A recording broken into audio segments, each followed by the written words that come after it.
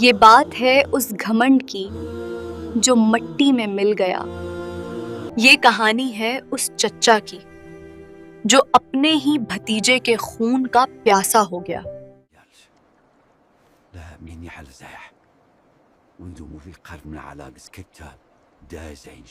یہ آگ ہے اس نفرت کی جو ایک بیوی نے اپنے شوہر کے لیے بھڑکائی۔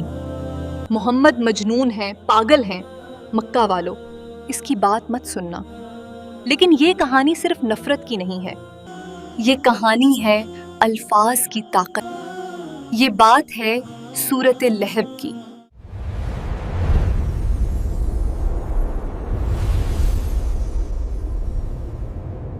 بچپن سے ہمیں سورہ لہب یاد کرا دی جاتی ہے، نماز میں اکثر پڑھتے ہیں، لیکن کیا ہم جانتے ہیں کہ یہ سورہ صرف ابو لہب کے لیے نہیں تھی؟ یہ ایک کھلا چیلنج تھا، ایک معجزہ تھا جو آج بھی زندہ ہے۔ ایسا کیا کیا تھا اس شخص نے کہ اللہ نے اس کا نام لے کر قرآن میں اس پر لعنت بھیجی؟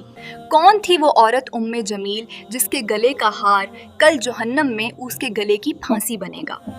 اور سب سے اہم سوال، آج کے دور میں ہم میں سے کون ابو لہب والا کردار نبھا رہا ہے؟ جانیں گے آج کی اس ویڈیو۔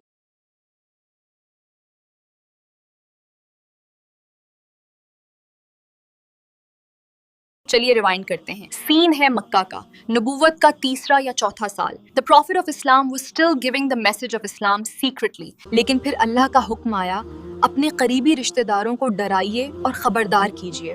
یہ صبح مکہ کے لیے کوئی عام صبح نہیں تھی۔ نبی کریم صفا کی پہاڑی پر چڑھتے ہیں، یہ وہ جگہ تھی جہاں سے پورے مکہ کو آواز دی جا سکتی تھی، یا صباحا،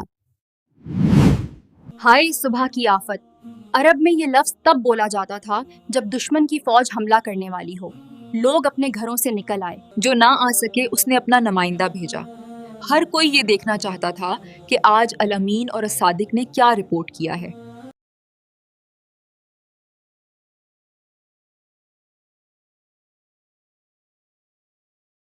جب سب جمع ہو گئے تو رسول اللہ نے ایک نفسیاتی سوال پوچھا۔ انہوں نے کہا، اگر میں تم سے کہوں کہ اس پہاڑ کے پیچھے دشمن کا ایک لشکر ہے جو تم پر حملہ کرنے والا ہے، تو کیا تم میری بات کا یقین کرو گے؟ ہاں، ہم نے آج تک تمہاری زبان سے سچ کے سوا کچھ نہیں سنا۔ ہاں، ہم نے آج تک تمہاری زبان سے سچ کے سوا کچھ نہیں سنا۔ ہاں، ہمیں اب پہ یقین ہے۔ تم صادق ہو، تم آمین ہو۔ ٹرسٹ لیول دیکھ رہے ہیں آپ؟ 100% اعتماد۔ لیکن جیسے ہی نبی نے اصلی بات کہی کہ میں تمہیں ایک سخت عذاب سے ڈراتا ہوں اگر تم نے ایک اللہ کو نہیں مانا، وہاں خاموشی چھا گئی۔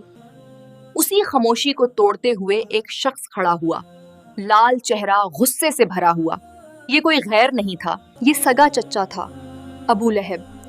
اس نے بھرے مجمع میں وہ الفاظ کہے جس نے آسمان ہلا دیا۔ تبا لک یا محمد، علی ہزال جماعتنا۔ اس نے کہا، برباد ہو تو اے محمد، کیا تو نے ہمیں اسی لیے جمع کیا تھا؟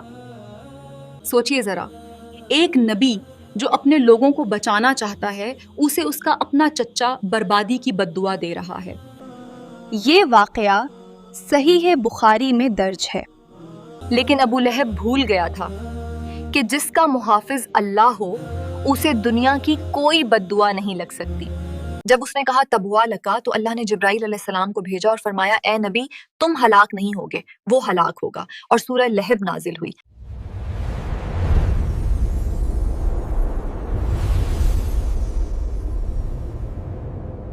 آئیے اب اس صورت کو ویژولائز کرتے ہیں۔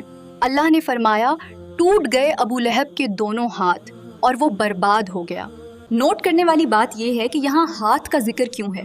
دیکھیے، پرانے زمانے میں اور آج بھی انسان کی اصلی طاقت اس کے ہاتھ ہوتے ہیں۔ جنگ میں تلوار چلانی ہو یا خود کو ڈھال سے بچانا ہو، ہاتھ ہی کام آتے ہیں۔ جب ہاتھ ٹوٹ گئے تو نہ آپ وار کر سکتے ہیں نہ اپنا بچاؤ۔ مطلب ابو لہب کی حملہ کرنے کی اور دفاع کرنے کی دونوں طاقتیں ختم کر دی گئیں۔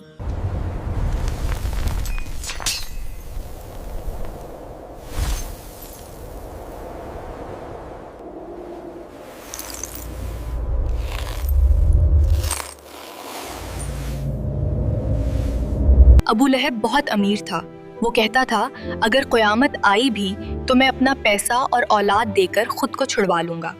لیکن کسبہ سے مراد یہاں اسکالرز نے اس کی اولاد بھی بتائی ہے، کیونکہ سنن ابن ماجہ میں نبی نے فرمایا تمہاری اولاد تمہاری بہترین کمائی میں سے ہے. لیکن جب ابو لہب مرا تو اس کی موت ایک عبرت تھی. اسے عدسہ طاعون شار جلدی بیماری ہو گیا تھا. اس کے اپنے بیٹوں نے اسے ہاتھ نہیں لگایا. اس کی لاش 3 دن تک سڑتی رہی. پیسہ دھرا رہ گیا، بیٹے بھاگ گئے. قرآن کی بات سچ ثابت ہوئی. وہ عنقریب بھڑکتی ہوئی آگ میں داخل ہوگا. یہاں ایک بہت بڑا معجزہ چھپا ہے، غور سے سنیے گا. یہ سورت ابو لہب کی موت سے تقریباً 10 سال پہلے نازل ہوئی. ان 10 سالوں میں ابو لہب کے پاس اسلام کو جھوٹا ثابت کرنے کا ایک سنہری موقع تھا. وہ بس جھوٹ موٹ کا کلمہ پڑھ لیتا. دیکھو محمد، تمہارا قرآن کہتا ہے میں آگ میں جاؤں گا، لیکن میں تو مسلمان ہو گیا ہوں. تو نعوذ باللہ قرآن غلط ثابت ہو جاتا. لیکن اللہ جانتا تھا کہ یہ کبھی نہیں سدھرے گا. یہ قرآن کا زندہ معجزہ ہے کہ دشمن چاہ کر بھی اس پیشین گوئی کو غلط ثابت نہیں کر سکا. اب بات اس کی جرم کی ساتھیہ، اس کی بیوی ام جمیل، ابو سفیان کی بہن تھی. بڑی اکڑ تھی اس میں. اللہ نے اسے کہا للکڑیاں ڈھونے والی.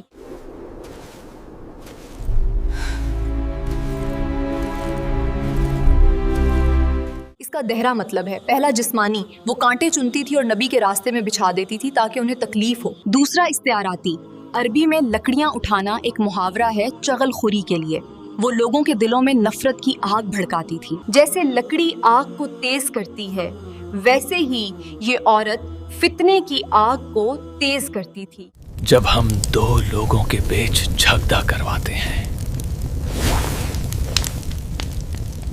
اور آخری آیت، ام جمیل کے پاس ایک قیمتی ہار تھا. وہ کہتی تھی میں اس ہار کو بیچ کر محمد کے خلاف خرچ کروں گی. اللہ نے جواب دیا تو ٹھیک ہے، اسی ہار کی جگہ جہنم میں تیرے گلے میں کھجور کی چھال کی سخت رسی ہوگی.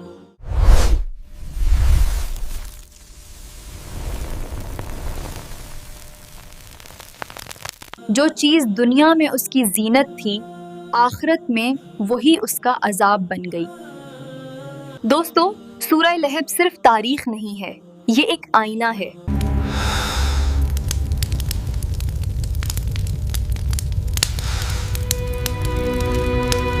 کیا ہم ابو لہب کی طرح سچ کے آگے اپنی آنا کو رکھتے ہیں؟ کیا ہم ام جمیل کی طرح آگ اٹھانے والے بن رہے ہیں؟ جب ہم 2 لوگوں کے بیچ جھگڑا کرواتے ہیں، ادھر کی بات ادھر کرتے ہیں، سوشل میڈیا پر نفرت پھیلاتے ہیں، تو اصل میں ہم نفرت کی لکڑیاں ہی تو ڈھو رہے ہیں. میاں بیوی کا رشتہ ایک دوسرے کو جنت تک لے جانے کے لیے ہوتا ہے. لیکن ابو لہب اور اس کی بیوی نے ثابت کیا کہ اگر جیون ساتھی غلط ہو، وہ آپ کو جہنم تک گھسیٹ سکتا ہے. ہمیں چیک کرنا ہے کہ ہم اپنے پارٹنرز کی اصلاح کر رہے ہیں یا ان کی برائی میں ان کا ایندھن بن رہے ہیں.